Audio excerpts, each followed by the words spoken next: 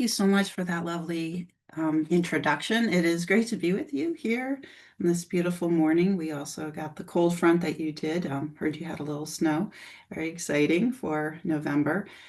Wonderful to be with you. I do want to acknowledge that we are in challenging times, and I'll set the stage there in a moment.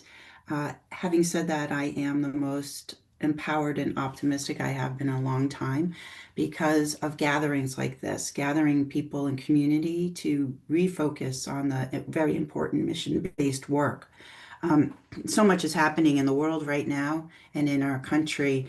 And having said that, I think it gets amplified for us in medicine because we have some really significant things to consider. We're caring for patients, we're caring for our learners, we're caring for vulnerable populations, and we are defending science right now. So a lot for us to consider. As was mentioned, I'm going to talk a little bit about the challenges and trends that are affecting our work world, as well as our personal world, but I will focus mostly on the work environment. And I think this is really important to consider because some of the strategies we're going to talk about are things to countermeasure the distractions of dealing with constant and new problems. And we will also talk a little bit about how it's so important right now to focus in on certain parts of the faculty life cycle for our individual faculty members who are supporting patients and learners across our systems. And a core anchor there is strategic career planning. And it is a gift to be able to spend time to even think about that topic because we're so busy. My disclosures include federal grant funding, as well as I hold equity interest in a startup that's not a startup anymore, the iPass Patient Safety Institute, and receive honorary and awards. But my bigger disclosures are two. One is that I am on a lifelong leadership learning journey.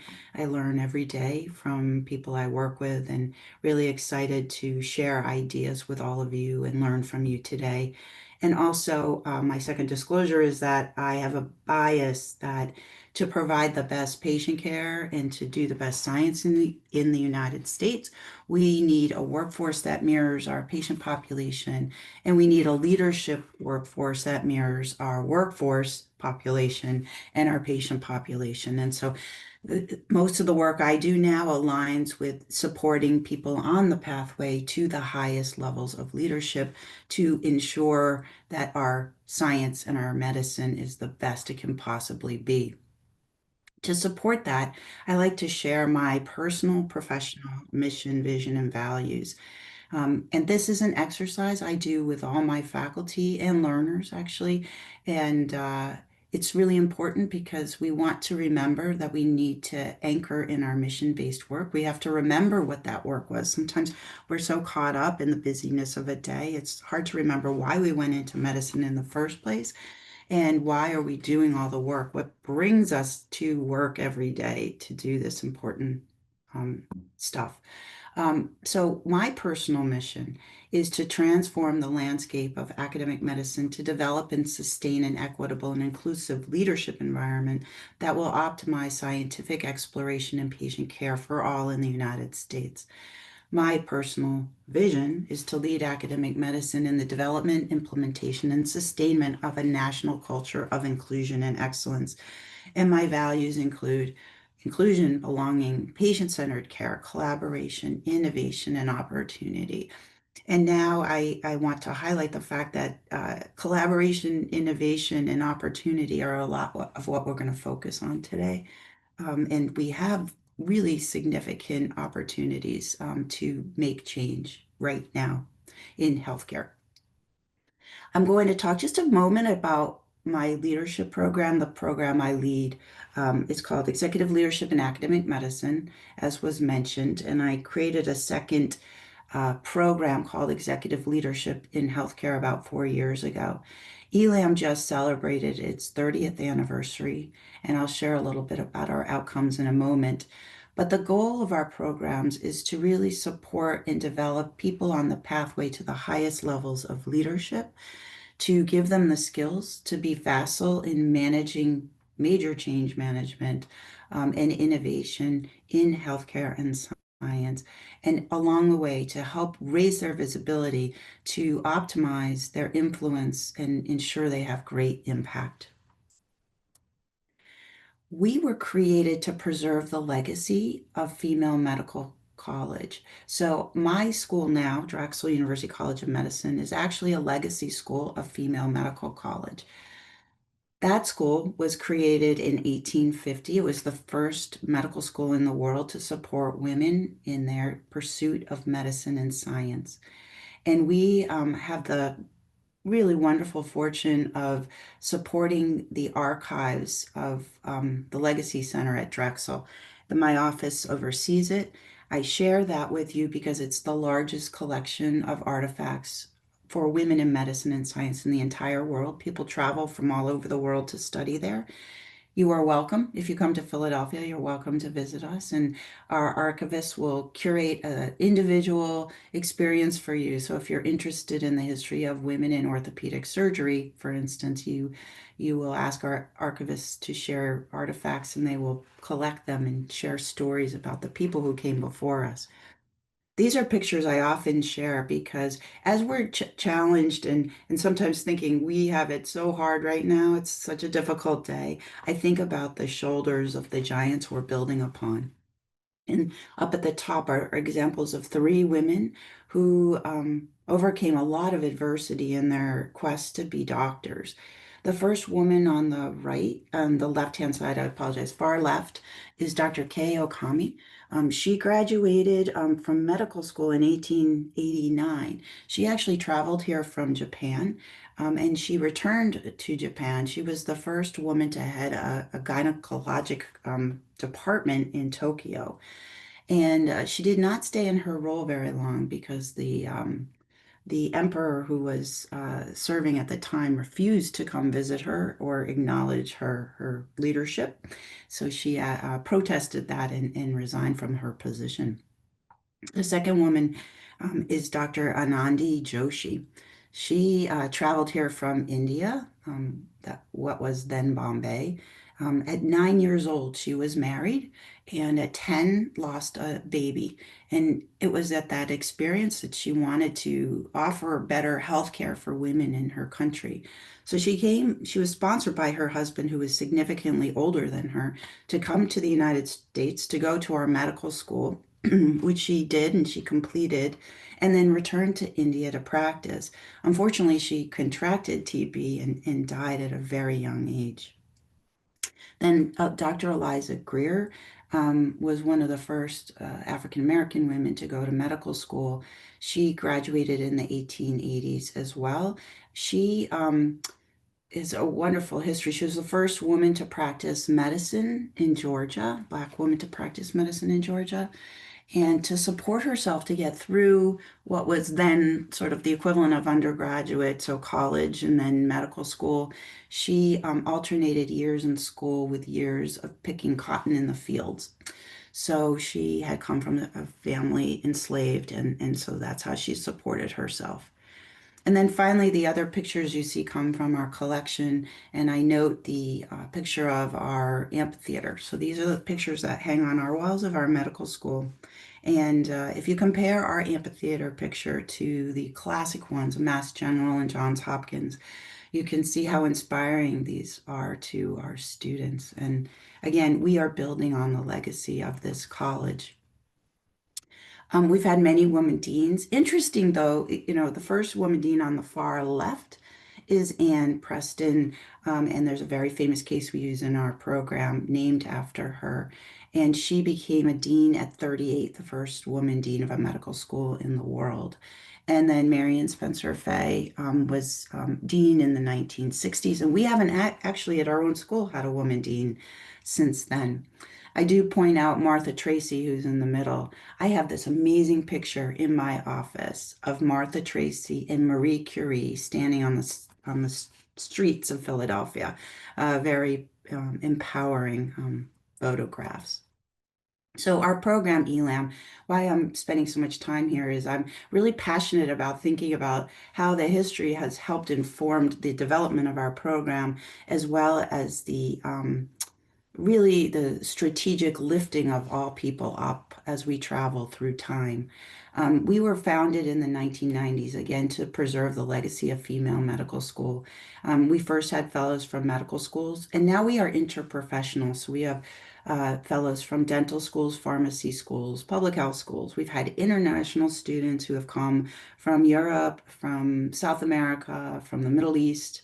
In 2012, we developed a sister program called ELATES, Executive Leadership in Academic Technology and Engineering and Science, to support women who wanted to be leaders in those fields.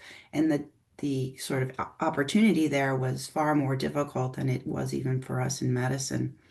In 2022, as I mentioned, I created this ELH program because traditional ELAM supports women on a traditional academic pathway to department chair and dean, provost, and beyond. ELH supports women in the history to go to positions of CEO, CMO, and roles in our hospitals and healthcare systems. Last year, I started an allyship program, which was very well received, and we are building. We are working to develop programs that support changes in our infrastructure and our systems to really make profound change in our environments.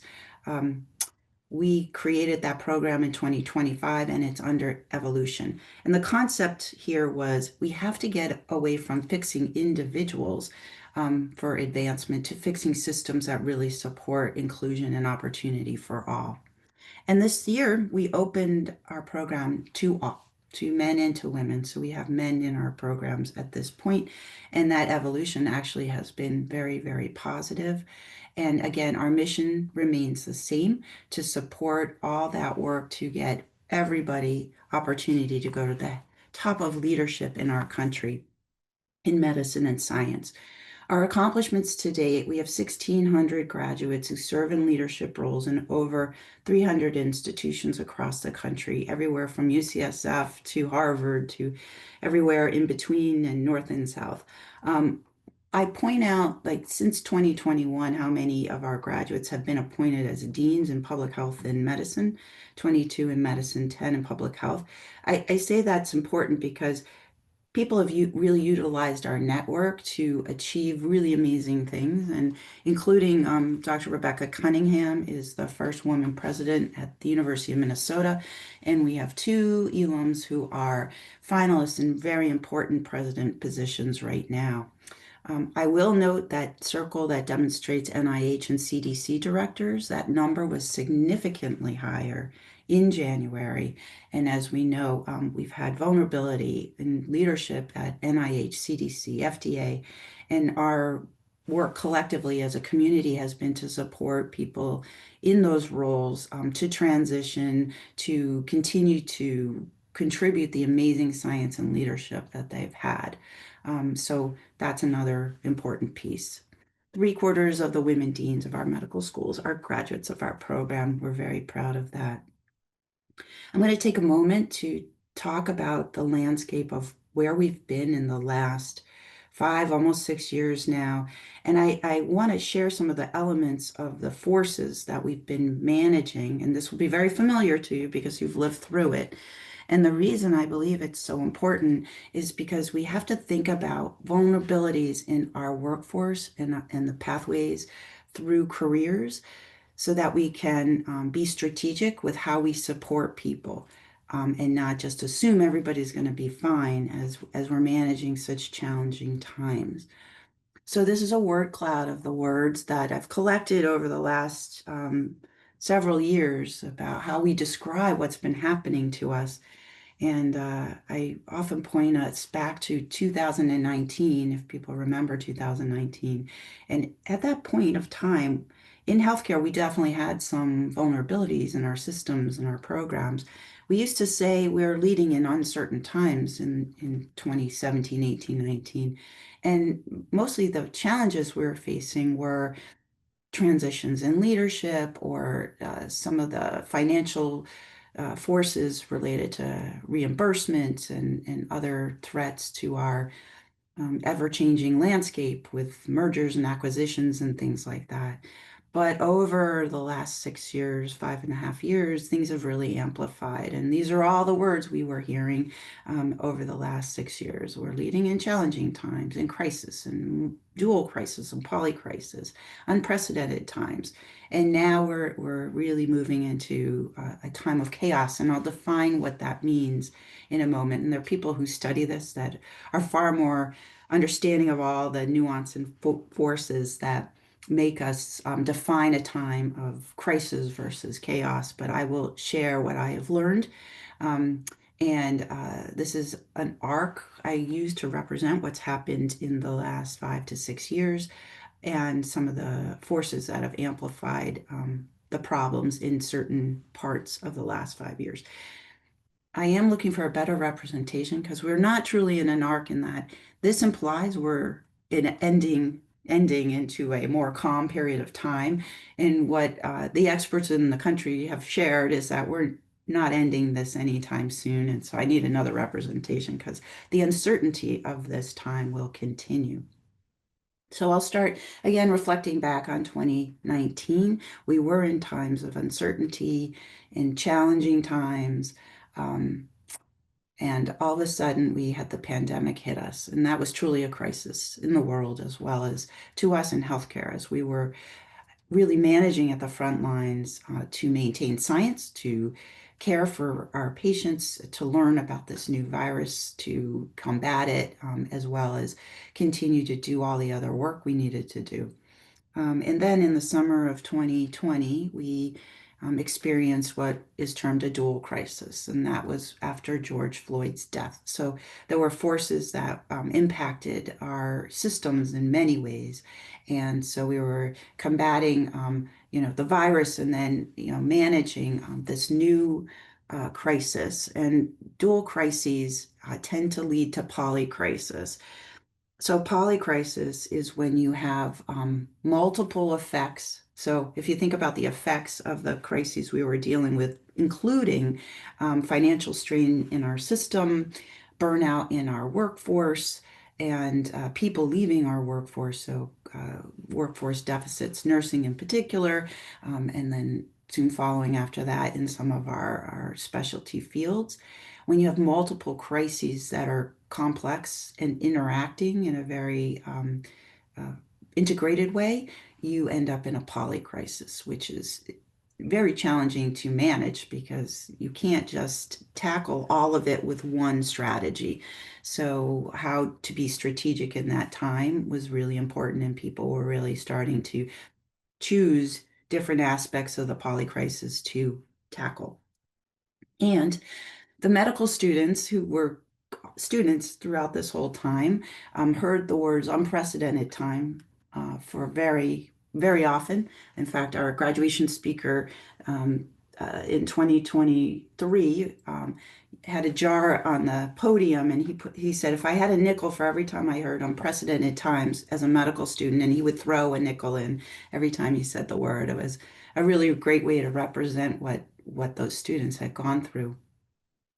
All of that led to a time of outrage, and this is well studied by many. There's a author I really appreciate. His name is Ramana. He's from Oxford. He's a sociologist at Oxford, and he writes about the confluence of things that make us vulnerable to times of outrage.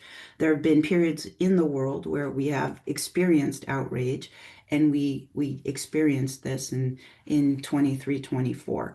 The two forces that happen are one when people feel hopeless and despair. So all the culmination of all the previous years, people feel hopeless, we're not going to get out of this. And the second factor is when people feel systems are rigged against them. Those two confluences come together, and there is an othering factor. So people really start splitting and othering each other. And we saw that play out in so many ways in the world, in the US, but we did in our organizations too. And this was the time where I really noted that people were so reactionary and coming to complain in a very, very angry way, and in ways I hadn't seen them as individuals do before. And a lot of people would come to me to say, they are doing this to us, to which I would often ask, who is they? I didn't know if it was me, my, co-leaders, uh, but it was really a challenging time to problem solve because people were split and angered and othering each other. And finally, here we are in the year 2025 with a new administration. We had 142 executive orders in 100 days, and many of them affected our systems of healthcare and science. And we are now in a time what people call chaos. And some of the definitions of chaos or elements of chaos include a confused and unorganized state where there is unpredictability and in a very complex system, which healthcare by definition is, right? Small changes can lead to vastly different outcomes. So we are in complexity and it's challenging. How do we manage it?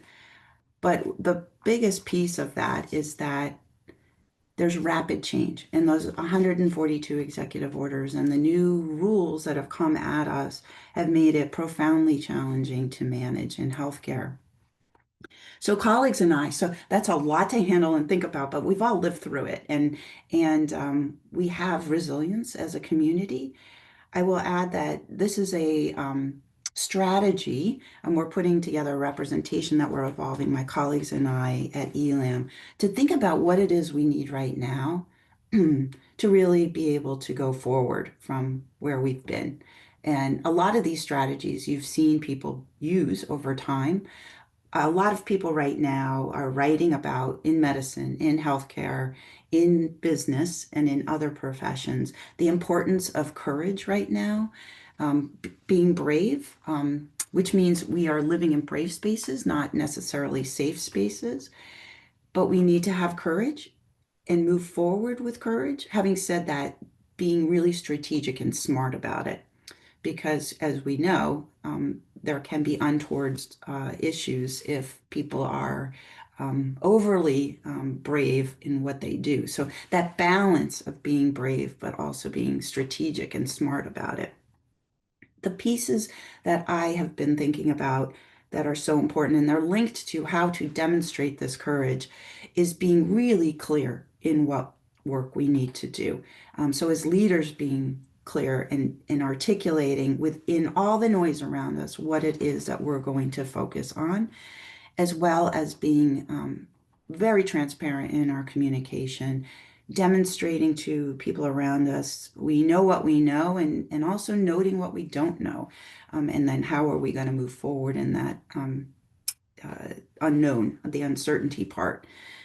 Approaching things with curiosity, and this gets away from the time of othering. We need to be curious and active listeners. Luckily, as in medicine and healthcare, we're trained to be active listeners and to be open without judgment to people's opinions. And then another clear component here is how do we build community and anchor in community?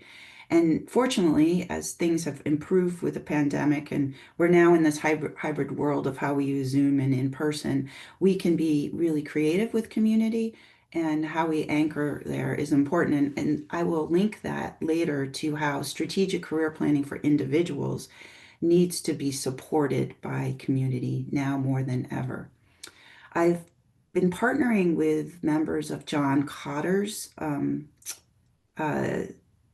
uh, firm, I'm sorry, consulting firm, um, to think about how can we go back to our mission-based work, do our mission-based work while we have this continual background of uncertainty and a little bit of chaos or a lot of chaos. How do we do that? And there's a concept they remind us of that I think is really important to consider right now. When people are under threat, this is, there's a lot of literature in sociology and psychology that I won't go into now, but we tend to move into survive mode. We protect ourselves. We need to move into survive mode at times to seek the threats and mitigate them. Having said that, when we're in survive mode, we aren't doing the other work we need to do to move things forward in our medicine and science. So how do we get people from survive to thrive?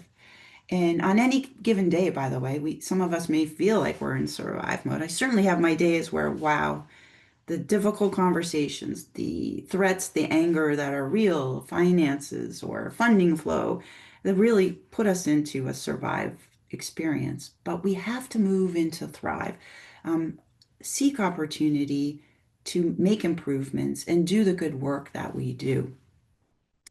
Um, so how do we modulate that survive and move into thrive? And another concept that they bring to the conversation is how do we adapt to this change? So as we mentioned, this isn't going away and change is going to continue to happen as systems that are so complex are reacting to what has been happening. So external changes are continuing and they're moving at a faster pace than our internal changes can. And so, fortunately, that leaves an opportunity gap. Um, and as I've been thinking about my own career and how I've journeyed through it, I have noted, particularly to my mentees, that I have noted I am a opportunity gap filler. So I see those open spaces and move into them to create infrastructure to solve sticky and wicked problems to help us move forward. So even though we could look at it very negatively or we could look at it very positively, and we can do innovation that we never could have done before because the experience is different and the environment is different. And to do that, I think it's critically important to anchor in our mission. And defining it is important. And I mentioned mine in the beginning. And so a lot of the work I do as a mentor and a sponsor is to help people really think about what their true mission is. Why did they come into this field, into this work, and to support it going forward. Just going back to that for a moment. Um, uh, Tate Shanafelt, who was the first chief wellness officer in the country, talks a lot about how leaders in the country, if we can spend 20% of our time in our mission-based work, how much more satisfied, resilient we are, and that really mitigates burnout. So defining your mission and finding opportunities to spend time in that space is really important. It doesn't mean we're going to be able to do 20% every day, but over the course of weeks, if we're able to spend time, it's really healthy for us as physicians, as scientists, as leaders. The other thing we have to consider right now is the concepts around modern leadership. This is a paper I wrote a couple of years ago about, in medicine in particular, we're very hierarchical and traditional. And having said that, there are modern leadership skills that we actually are trained in that make us great leaders now. I'll make a quick note, which is if you'll remember back to when the four presidents presented to Congress and then had real challenges after that, three of them were replaced by physicians. So the people who took their interim roles, and it was really fascinating because people were commenting on the fact that they had these modern leadership skills. So we as physicians, we collaborate, we're relational, we build relationships, we're great listeners, we work with lots of different people, and we understand the importance of supporting others. So we know how to value others. And that makes us, by definition, really fantastic potential leaders. I mentioned this courageousness in uncertain times. And I think I mentioned earlier, I have been more empowered than I have been in a long time because of being able to anchor in community, being able to see those opportunities to move forward and pivot and innovate, and being able to support community is super important. So I feel more calm than I have in a long time. So, what are we going to do in this pathway? So, we have all these patients and learners and faculty and all these people who are dependent on us. And I do believe there's a clear path forward. This links back to what I was originally asked to speak about, which is um, the importance of professional identity formation. And for me, this links to the ideas of focusing on mission-based work. And professional identity formation is, just briefly as a definition, is an adaptive developmental process that happens as a result of two things happening. One is your individual growth over time, how you develop psychologically as a person. And that's influenced, number two, by what's happening in the collective out there in the world. So, how socialization occurs, how you are influenced by the forces that are happening. And for us, I extrapolate that to how forces happen at different phases of our faculty life cycle, and how we respond to those individually and as a community are really very important in professional identity formation. So knowing who we are, but that takes work, and we are so busy, it's hard to find time to take pauses in our everyday to do this work. So one of the things I share with my faculty, my learners, is you have to build this work into your very busy day, week, month, year, and then interact with others to share that. Um, uh, this concept of professional identity formation, it's not linear, it's dynamic, it's always evolving, and it evolves throughout our whole career, even to the time of retirement. And there are things that threaten our professional identity, things that are dissonant with our values sometimes in our environments and our work. And we have to figure out ways as a community to support people through that. Um, in some of the articles I read, they talked about the imposter syndrome and how that can be detrimental for us in our positive professional identity formation. And there's a lot of controversy right now about imposter syndrome, and I can speak more to it later. But imposter syndrome was originally described as you as an individual felt like an imposter, and that was something on you. Why were you not confident? And now we realize that it's really our environment, our the context of our learning environments in particular, that create this confidence issue. So we have to think about how environments are more safe, psychologically safe, and support inclusion, and that will help mitigate burnout and other things. I mentioned the faculty career cycle. So I'm a student of the faculty career cycle, and I mention this because in our field of medicine, we have been so focused over the last 20 years on recruitment in, and that's how we've gotten, diversity in numbers increased. But we're focused on recruitment in, who we're recruiting into medical school, into residency, into our faculty. And then we don't spend enough time thinking about the other components of the life cycle of our faculty, which include professional engagement, how we help people explore different parts and subparts of their career. How do we support potential exit pauses and reentry into our field? We are not good at that. And also finally, how do we position people to be successful in transition to retirement with succession planning? So all these pieces are happening in the background as we are, deciding ourselves how we want to be as professionals in our careers. So supporting transitions are super important, and we've been bringing this into the conversation of the fellowships I lead, but also into my day-to-day with my faculty, that transitions are as important as being successful when you get there. So how do we structure support for that? So strategies to support the evolution of professional identity formation in a healthy way include strategic career development, so professional development planning. So what I do in my structures of working with my students, working with my residents, working with my faculty, is to bring structured professional development planning into our everyday, every month, every year experience. So, formal experience. That's different than the faculty annual review, which tend to be very much accomplished, focused on accomplishments rather than strategy to move yourself successfully in through those transitions to accomplish next steps.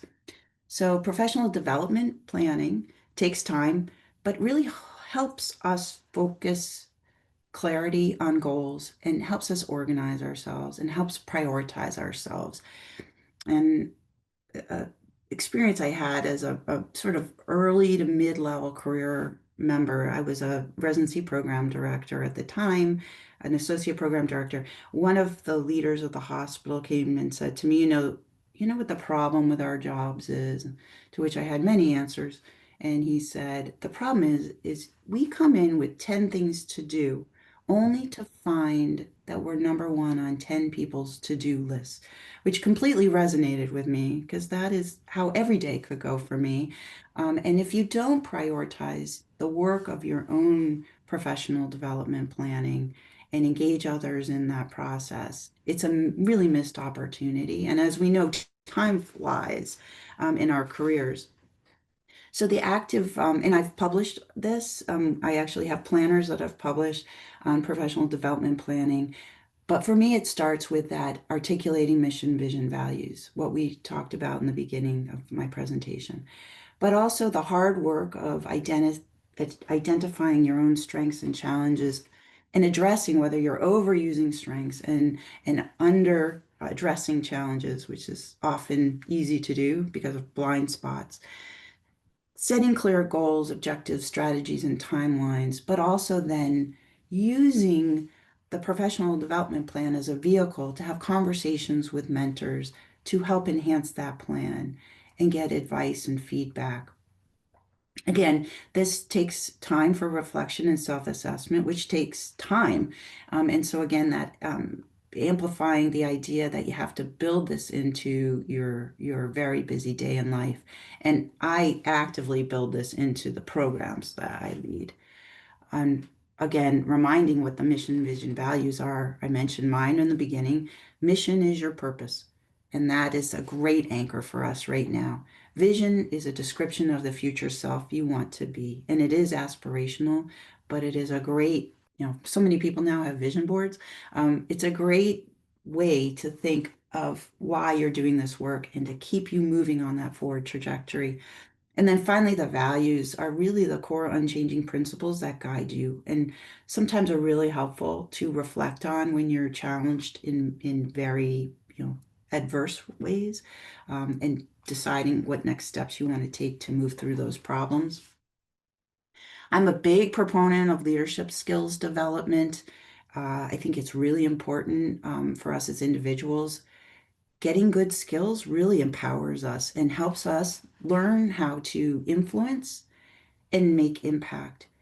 And right now, the leadership skills I focus on um, in my programs include things like financial acumen and negotiation and conflict resolution, super important.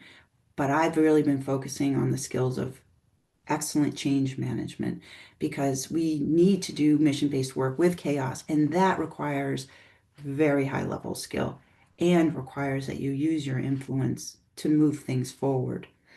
And we have to be in a continual learning mode here. And the best leaders I know are continually moving and leading and not just resting on the skills that maybe were making them successful in 2018, because we have to have those facile modern leadership skills that include collaboration and really bringing people along on the change management spectrum. And setting leadership growth goals is very important as part of your professional development plan. So I have colleagues who wrote about the the extreme importance of this, particularly in mid and senior levels, and then really mapping out deliverables of how you want to apply those leadership skills. I'm now going to talk a little bit about mentorship and sponsorship. And mentors are critically important as people, journey through the strategic career planning processes because it's a vehicle, again, to engage in conversation that's really strategic in helping people move forward and also using mentors to do that assessment of are you overusing your strengths or under addressing challenges that you may be facing, and a very helpful experience. So in my programs, I use mentors actively, periodically, and intentionally to meet with people to evolve professional development plans and making sure their goals align with their mission, vision, values, and that they're really strategic with that growth phase. Sponsorship has never been more important. I'm trying to, in my own world where I can build a culture of sponsorship. When I speak to leaders across the country, I remind people that they have the power to sponsor others.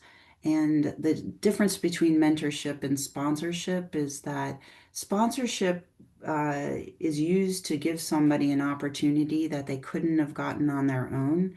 And sponsors, by definition, are powerful and influential and use their own social capital to help a person advance in a quicker way than they could do on their own. And this skill set of sponsorship can really catapult people very quickly to rising star status. It's important, and this is from the literature, that it's important to recognize women are over-mentored and under-sponsored. There's an interesting article by Linda Chaldron and colleagues that was published in Journal of Women's Health recently that looked at data from the AAMC Standpoint Survey. So they collect data across the country from all the faculty, and it is academic faculty. And it looked at career satisfaction. Interestingly, women are less satisfied with their career in medicine across the whole faculty life cycle. And it's amplified in mid-career, and there are several reasons for that that I could discuss later. But one of the things they noted is that women use their mentors to solve sticky and wicked problems. They use mentors in conversation how to get through adverse issues, whereas men tend to use mentors to do strategic career planning. So that's a very interesting phenomenon in a lot to unpack there. And men tend to get sponsored more quickly because of that. And also, there's a whole body of literature about where people are when they get sponsored, and often they're not in the right spaces. Um, but we could talk more about that later. But sponsorship's really very powerful, and we need to use that opportunity more to help people, all people. Professional coaching is something I mentioned that's out there now. It is a booming field. And I very proudly, professional coaching was brought into academic medicine by my colleagues at ELAM. And when I was a resident, coaching was very punitive. If you got a coach, there was a remedial issue. Now people use professional coaching to really help with that strategic career planning, to help with transitions. If they're going into a leadership position, helping them being successful when they arrive in their leadership roles, and is a great thing to think about in certain phases of a career. And I have access to hundreds of coaches now. So when people are interested, you can reach out to me and I'll help connect you with one if that serves you at that time. And thinking about when to say yes to opportunities, I think of this myself, but also for my mentees. We have generational differences. We have 5 generations in the workforce. We have different generational values. And so I've been a student of that work as well. I'm writing a paper right now with some other colleagues across the country. How can we really capitalize on the amazingness of the values and the skill sets of the different generations rather than othering other generations, which is sometimes very tempting. Don't want to do that. But as we're talking to each other about opportunity, thinking about the values of the generation and how to engage people in conversation that is productive, to be open to thinking about opportunity. This goes back to sponsorship.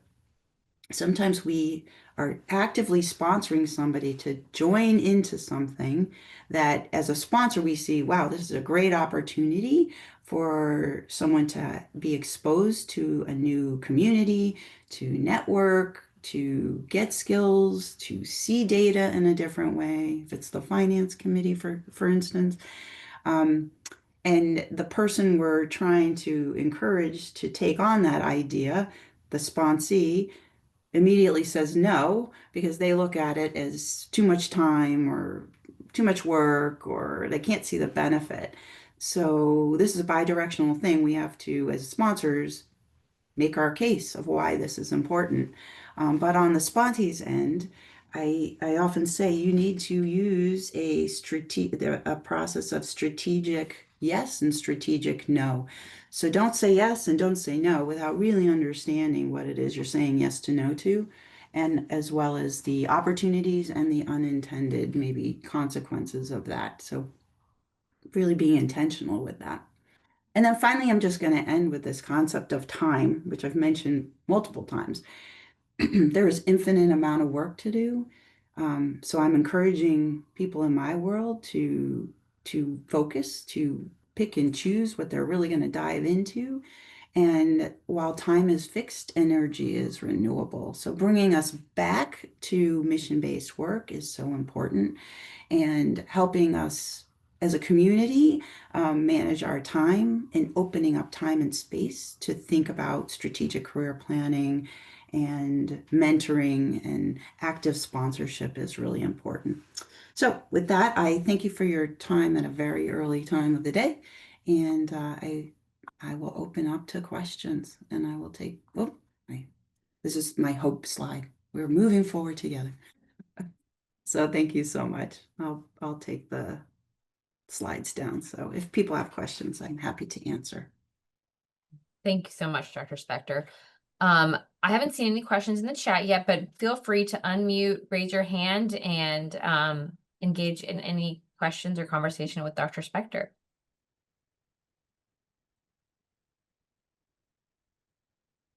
It is early, so. I'm awake now.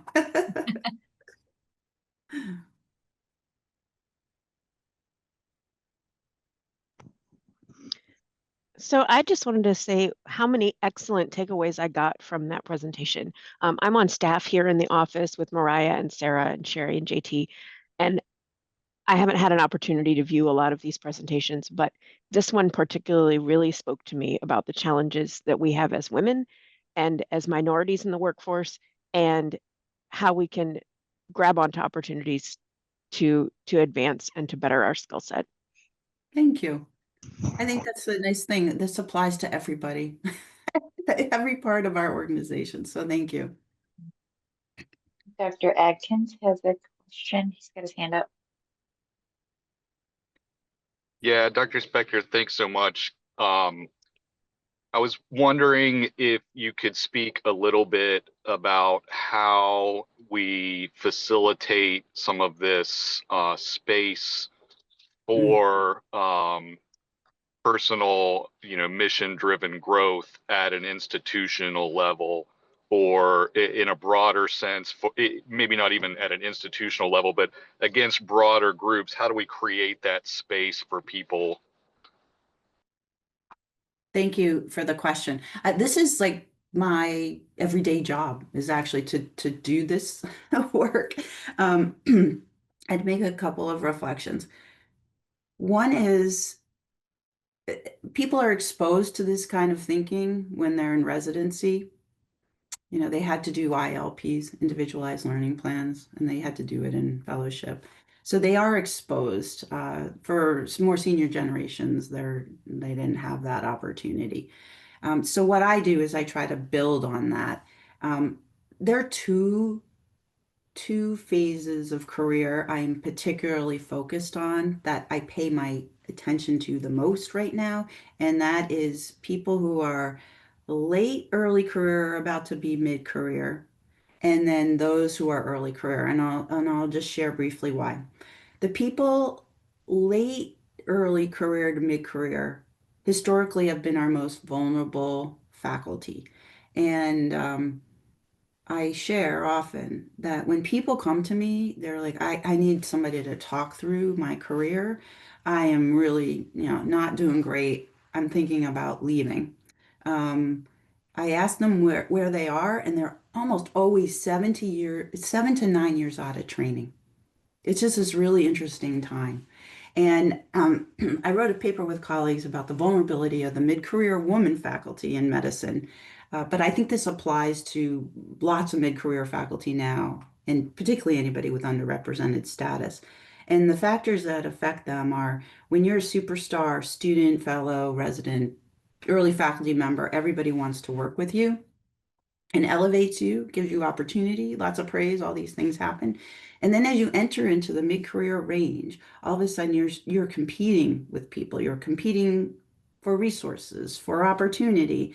And because the joy of our work, right, is we have new people coming in every single year into our systems.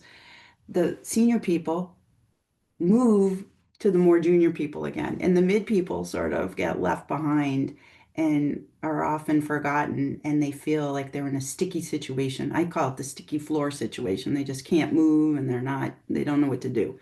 So paying attention to that group, which they really appreciate. So I build programs that support that group in particular. During this last year, I have noted that the most distressed people in our system are the early faculty because they haven't been here long enough to really establish themselves, and they haven't gotten enough, bumps under their belt to know that things are going to be okay. And they're often afraid to reach out. And as I've gone across the country, and this is true with my own faculty, when you get them privately, they'll say, yeah, they're really worried, they're terrified, and particularly if their funding is linked to any of the threats that are out there. So I do this work with them. And then I guess the last piece I'll add is when I build programs, I start small. And my dean likes to say that we go after the coalition of the willing and the enthusiastic. So that's who I bring into my spaces and really focus on them. So I don't know if that helps. Happy to talk offline too.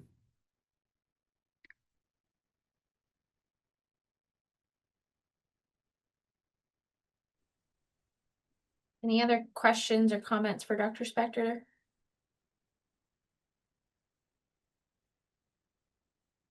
That was super helpful, Dr. Spector. That you actually answered Dr. Adkins' question, but I was going to have a similar but different question, and that answer covered it as well. So, Oh, great. I have a lot of successes and then maybe some failures of setting programs up. So happy to share lessons learned. yeah, I think a lot of the folks in our organization are also concerned with just starting to mentor others and feeling ill-equipped to do so because they Yeah. don't feel super confident in their own skills. And so presentations like this, discussions like this can really be helpful. And any additional tips that you can offer for folks who are starting down the mentoring path for students, residents, fellows, and even junior mid-career faculty. Yeah, I think one of the strategies I use with building skills for mentors in particular are bringing them into their own peer groups to have those discussions. And there are some people who never had a great mentor, so they don't know how to mentor. I caution against the people with the great vibrato who think they're amazing mentors, who, when you interview their mentees, there's some dissonance there. So, you know, that also happens. So how do we bring peer groups together to have those deep discussions and how to help people problem solve?